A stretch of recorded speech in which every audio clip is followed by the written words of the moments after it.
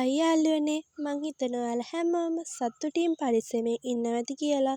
ඔන්න අදත් වෙන වගේම ලස්සන වීඩියෝයක් අරන් ආවා. අද නම් අපි කෑම හදන වීඩියෝවක් තමයි අරන් ආවේ. කෑමක් කොට මේක බීමක්. අද අපි සව් හදනවා. මං හිතුවා ඒකේ වීඩියෝත් ඔයාලත් එක්ක ෂෙයා කරගන්න ඕනි කියලා. අපි බලමු කොහොමද අපි සව් හදන්නේ කියලා. දැන් මේ අපි ඒකට අවශ්‍ය පොල් ටික ගා ගන්න ගමන් තමයි ඉන්නේ. යාළුවනේ මේ තියෙන්නේ අපි ගාගත්ත පොල් ටික. මේ ටික අපි දැන් මිරික ගන්න ඕනේ. මිරිකලා අපි දියකිරි මිරිකිරි දෙකම ගන්නවද. යාළුවනේ අපි දැන් ගේ ටික පෙරා ගන්න තමයි යන්නේ. ඔයාලා පෙරාගත්ති පොල් කෑලි නැති වෙන්න පොල් පෙරෑයකින් හොඳට පෙරා ගන්න ඕනි. පොල් කෑලි තිබ්බහම නිකන් අවුල්නේ. සමහර අය මේක පොල් කෑලි තියෙන්නත් හදනවා. අපි දැන් පොල් ටික ඔක්කොම ලෑස්ති කරන් ඉවරයි.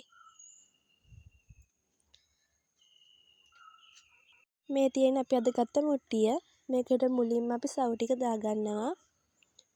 සව් ටික අපි හොදලා අරගෙන තියෙන්නේ. දැන් මේකට අපි මුලින්ම දාගන්නේ දියකිරි ටික. අපි පස්සේ මේක තැම්බුනහම තමයි මිරිකිරි දාගන්නේ. දැන් මේක අපි ලිපේ තියාගන්න ඕනි.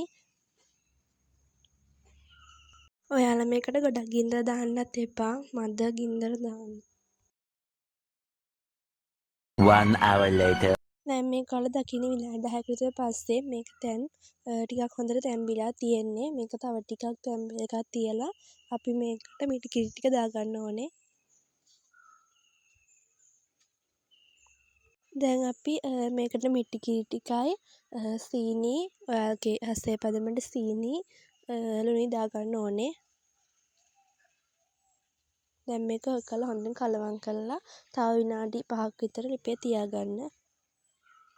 දැන් අපි සව් එක හදලයි. දැන් මේ කෝප්පෙට අපි සව් ටික දාගන්න ගමන් තමයි ඉන්නේ. රස පාට හොඳට උක්කුවට තියෙනවා යාළුවනේ.